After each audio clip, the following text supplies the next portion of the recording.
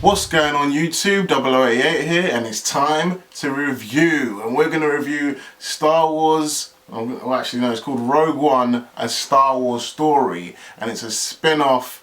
And you know what I think straight away? I think it sucks. Jyn Erso's a Mary Sue. The storyline's lame, and she's a Mary Sue, and I'm just fucking with you. The fucking film was sick. It was sick. I loved it.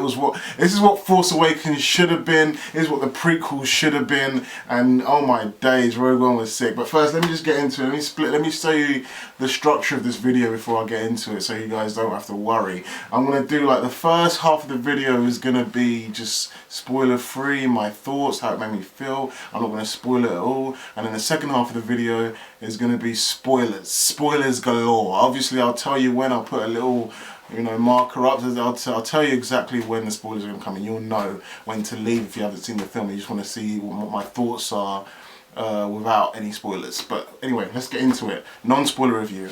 It's a go. So, what did I think? I thought the film was really, really good. In fact, arguably, I'm not sure yet. Maybe we need to see it again. Maybe you need to sit on it for a while. It's arguably the best blockbuster this year, and that includes Civil War. And you know how much I fucking love Civil War, right? But yeah, that's how much I love this film. It was just so, it was so in depth. It felt like a proper movie. Like Force Awakens felt like a trailer for Episode 8, or it felt like a nostalgia trip, for old original trilogy fans, like some kind of like weird medicine for the prequels because they hate the prequels. But Rogue One felt like a movie, felt like they took Star Wars in a new direction. I loved the grittiness. There wasn't that much quipping. There was some quips here and there that I didn't like. Certain characters said certain things when they were fighting. That was a bit annoying, but that was like once or twice. And then the robot, I can't remember the robot's name now. Like, of course, I don't know any names, so don't come to me for names. But the robot, you know what robot I'm talking about? The main robot. He was really funny, like, and in a realistic way. He wasn't annoying funny. He's like the least annoying funny character in Star Wars right now. C-3PO's annoying as fuck. Jar Jar Binks you know what? Jar Jar Binks don't annoy me that much. But anyway, I digress. Yeah, so that robot was really funny in a very kind of snarky, kind of dry humor kind of way, almost like British humor, and I loved it. It was really good. And yeah, the characters were really cool. Like, they weren't very, I know a lot of reviews have been saying the same thing, they weren't very in depth. Like, didn't really know a lot of their backstory a lot. They weren't very developed, but you got what the characters were based on their actions, based on the things they said to each other. They played their part right. They served the story. The characters served the story. No, not like, you can do it either way. You can either have build the story around the characters, or you can use the characters to build the story. Like this film in particular used the characters to build the story, and you have to be careful with that, because if you don't have interesting, fun characters, and you're focusing too much on the story, and the characters are boring, you could end up getting a whole boring, it could all fall flat. But if you focus on characters, and then the story comes a good close second, then you can have a solid film usually. But this one worked. Like, the characters served the story so well, and they made sense, and there was not any plot holes that I could see, and it just worked, man. And the film, yeah, just, the darkness of it, like the fear, and the sense of urgency, and Jyn Erso, the main character, like, she was really struggling to get to do what she had to do, unlike a certain Rey from The Force Awakens, who felt like everything was just easy, snap snap. Yeah, I'm an independent woman, I don't need this shit, like. But Jyn Erso was really fighting. Like, she was really struggling. She had help from everybody. Everyone was trying to help her, and like, everyone was working as a team, and it just felt sick. Like, it was really refreshing to watch. Let's talk about the musical score. The score is a bit. It wasn't that great. It was kind of jarring in some places. The film opens up, and you expect to hear the Star Wars scene, and all that shit, and like the crawl and everything, and none of that. Just went boom, and it was different. And then it just had this like weird music, like it was like they were trying to play like Luke Skywalker's theme or something, and then it just cuts off into something else, and it was just a bit flat. And I know I heard that the composer only had 4 weeks to do it, so I guess that couldn't have been easy. But still, man, if your composer's not got enough time to bang this shit out, then what I'd suggest is use the music. You got a whole library of Star Wars music. Just use it, man. This is literally Rogue One. I didn't know this. I don't think it's a spoiler. I don't think it's a spoiler. Rogue One, literally, you guys know this. Rogue One leads into Episode 4. So I didn't actually know it was so close to Episode 4 until I watched the film. Like, I thought it was like closer to Episode 4 than it was to Revenge of the Sith. I knew that, but I didn't know it was so much closer. I thought like Luke was still probably a kid and stuff, but apparently he's like literally just like literally you could cut from this to Episode 4 and it would work. But anyway, so yeah, they should have just used music from the original Star Wars and just gone with it. Yeah, the action scenes were amazing. It felt like all the war from, like, you know, it felt like there was a little bit of Saving Private Ryan in there, a little bit of Black Hawk Down in there, a little bit of, you know, that army film where everything's all not shaky cam, but everything's all like rough and like dirty, and everything's all close up. This director is so good. He gets really close to everything, and you just feel like you're really claustrophobic, but you never normally feel like that in Star Wars. It just felt really different and interesting. The stormtroopers were shot in a way that was scary, but my only gripe is, even though the stormtroopers were shot to be scary, there was a lot of suspense and fear when they were walking around. Like they seemed a bit tougher. But the problem was, when it actually came down to the fighting, the stormtroopers were weak as shit. They've always been weak. I think it's a trope now. It's almost like if you don't make the stormtroopers lame and miss and weak, then you're doing it wrong. I think you have to make the stormtroopers weak at this point. Like, I don't know if I should complain about them being weak, but it would have been interesting to see stormtroopers actually kick ass, because these are all human characters. None of them really have the Force, except for one character that could have the Force, we don't really know. And yeah, so they're all human characters, so like they should be kind of scared of them. They're just rebels. They should be kind of scared of the stormtroopers.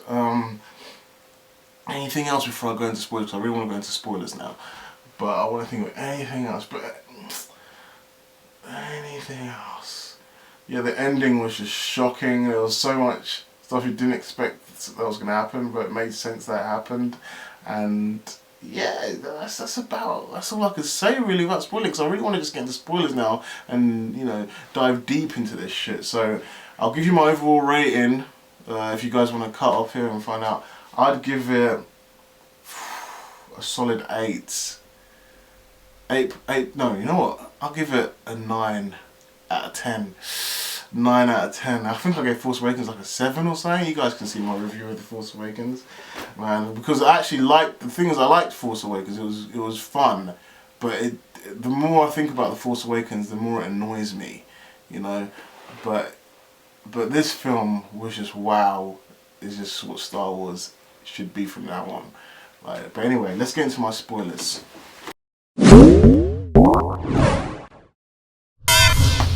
Spoilers. Alright, let's go. Darth motherfucking Vader. That guy just comes in. Fucking people up. He was like a god. Oh my god, in that hallway scene, Darth Vader just comes in, like just fucking up, just fucking niggas up left and right, man. He did it. Oh, I've never seen it. They've never made Darth Vader look so menacing and scary. It was like a horror film. It was like watching a monster just chew everyone through a massive in a hallway, in like tight dark hallway. Like when he comes in and he's doing a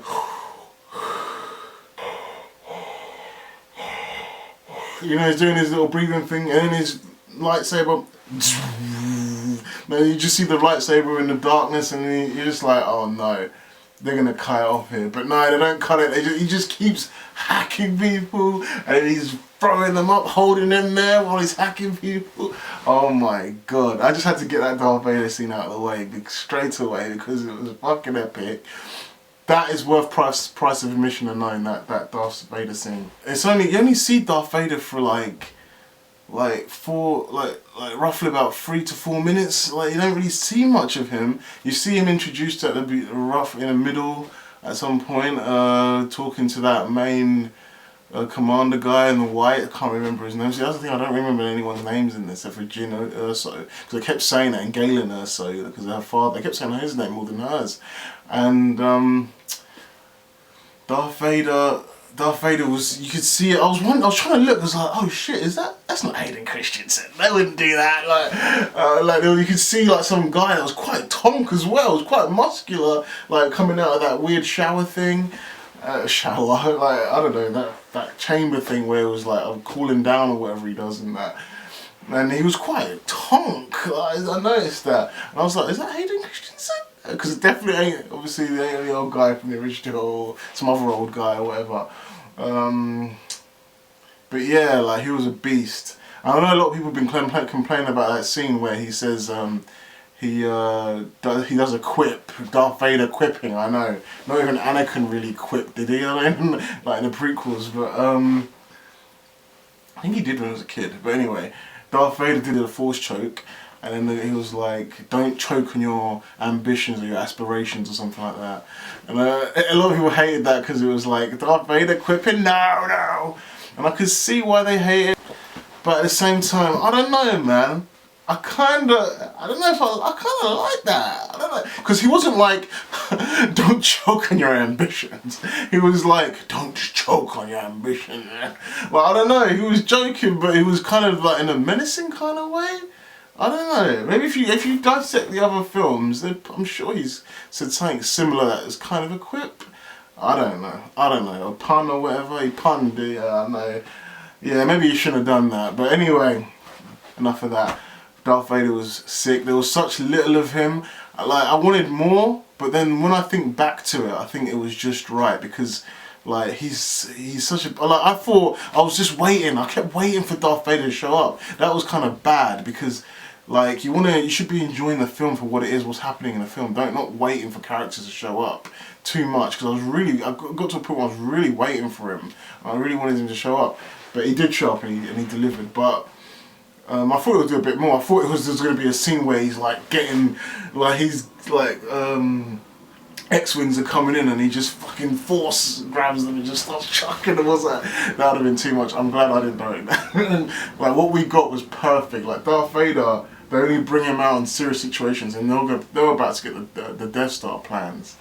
But yeah, the characters though. Jyn Erso, she was great. Like she was fighting for. At first, she didn't really want to do this shit. She wasn't really. She just wanted to just live, I guess. And then when she found out her father was involved and all this other shit, she got involved. Like there was so much shocking moments. Like the bit where Jalen Uso, Jin's father, like you didn't realize that rebel guy was trying to go kill him. Like he said he was gonna kill him. I lost track a little bit. But then I realised, oh yeah, he's going to go kill Jalen Uso and then he's going to go back to ship and pretend he didn't do nothing. But he couldn't do it. He just couldn't kill her dad. And like, there's so much, like you see the rebels in such a different light now. Like before in the old films, they were like really portrayed as the good guys, really good. But there was a moral grey area here, which is really interesting because I know the writers, like getting a little bit of politics now, the writers were saying something like, oh, the First Order are white supremacists, and the rebels are like ethnic minorities fighting for the right, Obviously the rebels are good guys, but I like how they weren't, even if you take what the writers said to heart about how, like, basically the First Order is the alt-right and the rebels are like liberals or whatever, like even if you took that to heart,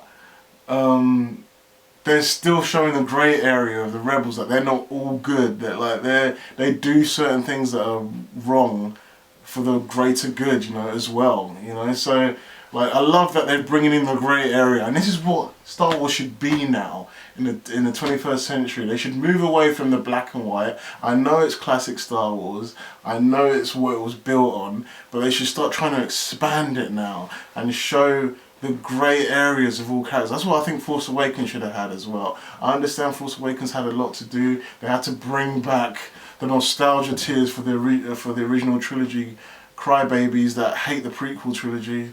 But nah, fuck that. Let's get the moral grey area in. Luke, maybe that's what they're gonna do in episode 8. But yeah, this film really went in that. Like when you see the that leader of the lead, kind of like the male lead, I guess, and he kind of shoots his rebel informant, like because he was gonna be a liability. Like you're like, oh shit's getting real, you know. And obviously, yeah. So I was gonna say, Jalen Uso, he gets killed by rebels who he's trying to help, you know. And it's just like that's the irony, the fucked up irony sometimes that you get in war. Like they didn't know he was trying to help, but they wanted to kill him, and they killed him with their own bombs. And Jin was like, he was killed by rebel bombs and all this kind of shit. Jin Uso was really pissed off about it, and it's just really like, oh shit. I was really shocked when that happened. Like when the X-wings flew into the shield.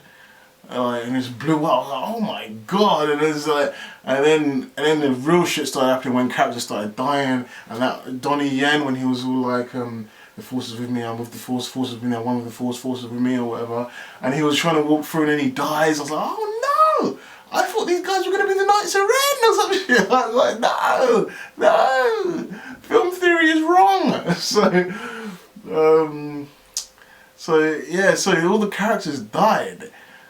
And that was shocking a little bit. Like I could see why they did it because you don't see them again later on, which makes sense. Like after that point, especially when Jin and the guy was like sort of looking into each other's eyes lovingly when the fucking blast of the Death Star was about to blow them into smithereens. That's when I was realising, yeah, they're all gonna go. They're just killing them all off because they have to, innit? Like you know, normally Disney would not want to kill characters like Jyn Erso, and you know they'd keep them alive for as long as they can. But yeah, it was really cool that they killed them all off. So there's no contradictions at all. It was really tight knit story. I don't think there was any plot holes. They even made episode 4 better in the sense that there was the trench in the Death Star, and like. They blow up the trench and it blows up the whole Death Star. It doesn't make any sense. It's almost like jokingly bad. But then like they explain that Jalen Uso put that there on purpose as a weak spot so it can destroy the whole I was going to say Death Egg from Sonic. The whole Death Star. And it makes so much complete sense that way. I want to talk about the CGI characters. Now, Tarkin is CGI. I had no idea it was CGI when I was watching it. I know you sound a bit stupid, but look, I was in a cinema, it was dark, it was like IMAX 3D, so it was like really dark, so you couldn't really see that sometimes in certain scenes, because the lighting was dark, so I didn't know Tarkin was CGI. I didn't know the actor that played Tarkin in the original trilogy died in 1994, I had no idea. I thought, because I remember the prequels when you see Tarkin, and obviously I haven't seen The Revenge of the Sith for a while, and you see Tarkin sort of look at Darth Vader and walk off, and I was like, what is that? And I couldn't tell if that, I thought that was just a lookalike. I thought they just got a lookalike. I always thought that was a lookalike, or that was I thought that was the real actor actually. I always thought that was the real actor, so I always assumed that he looked the part. So then when come Rogue One, I thought maybe he's aged a little bit, and they got the Tarkin lookalike, or Tarkin back. And I was just like, damn, he looks good, man. This guy looks just like Tarkin from the original trilogy. And then I thought, oh, wait a minute. Then he was talking, moving around, and I was like, why is his mouth? Why does he look so? Something looks off about him. Then I thought to myself, is he CGI? And then I was like, nah, he's not CGI. And I thought, you know what, I'm just thinking things. I'm just overthinking things because I'm so when you watch so many films, you're like, is that CGI? Yeah, that's CGI. CGI, that's CGI. You always watch films like that, and then you don't like stop to think, and then you watch like documentaries that tell you that it wasn't CGI. It was all real. It was all live props. Everything was real. And you're like, what? I thought that was CGI. So I was thinking Tarkin.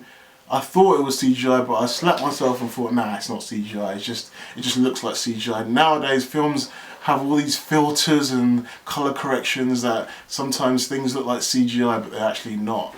But then it was CGI, so I was like, oh shit, Now, the point of all that ranting is that CGI was that CGI was good. It was on point. I don't care what people say. People can say it looked horrible.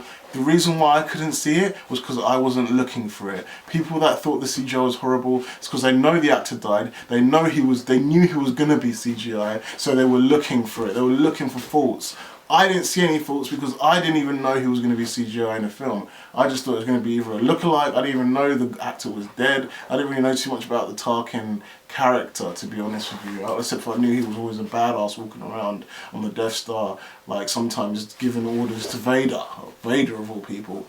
So, yeah, so it was really, really good CGI. And then the next bit of CGI, Princess Leia at the end of the film, when, first of all, I was shocked that Princess Leia was so old. I was like, whoa, this is like right next to A New Hope. I didn't realise it was so close to, it's literally, you can watch Rogue One, and when Rogue One's finished, you can slip in A New Hope. Like it's literally the next day, not even the next day, like the next couple of hours, isn't it? She gets the plans, and then Darth Vader comes and finds her. Where are the plans? You know, he goes, I was going mad. So, I was like, damn, I didn't realise it was so close to A New Hope like that. I thought it was like maybe I thought it was like maybe five years before A New Hope. You know, I thought Luke was still a teenager or something. I thought it was maybe even more than that. I thought Luke might have been still a kid. You know, I didn't realise it was so close to A New Hope like that. So Leia was all done up, and she looked absolutely amazing. Like, I was watching New Rockstars, and they said that that it was some actress. I think the actress was from Age of Ultron, and they used her face, like her face sculpture, and obviously they put Princess Leia's face through all these stock footage they had. They put it on there. I don't know how they digitally rendered it, obviously. It's crazy, and it looks so good. People keep saying, no, Leia looked CGI. No, she did not look CGI. Because I literally verbally shouted at the cinema when she came on. I wasn't expecting it, and I was like, holy shit, that's Leia. I was like, how they do that? I was like, how they do that? People could hear me say it. I was like, it looks so damn good, man. She looked brilliant. She was like, we have hope, or whatever she said. And it was just, wow. So when I saw that, and Tarkin as well, the future of film is crazy. Like, we can have Tony Stark be like Robert Downey Jr. be Tony Stark for years now. If he lets us, and we really want it, we could potentially have the scaling Marvel timeline of the comics. You know how Tony Stark's been about 35 years old in the comics for the last 70 years? We could literally have that in the films now. Like we could have all the stories now if they really want to. It'll be basically CGI movies we'll be watching, but they look so real, like mixed with real actors. I mean, all they really got to do is just edit the face. The body can just be an actor, a double.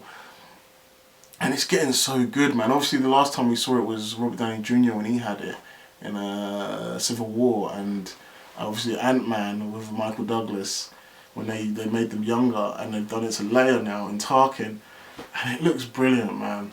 Just for the shot of Leia, I want to see Tarkin again. I want to see Darth Vader just owning shit. I want to see that again. I think I need to see this film again, man. It was just so good. So good. I feel like I maybe need to make another video talking about how The Force Awakens should learn from this, how The Force Awakens should have been this. But what I think, I know Star Wars fans, I'm going to close off saying this now. I know Star Wars fans think Star Wars needs to be a certain way, really light-hearted and family-friendly and comedic and all this kind of stuff. And, you know, just have that tone that Force Awakens took a little bit too far into the comedy, because I think the original Star Wars was never always that comedic, you know, that childish. Well, actually, Force Awakens wasn't really childish, but it was really comedic, you know, in some certain parts. But I would love it if all the Star Wars films from now on had the tone of Rogue One.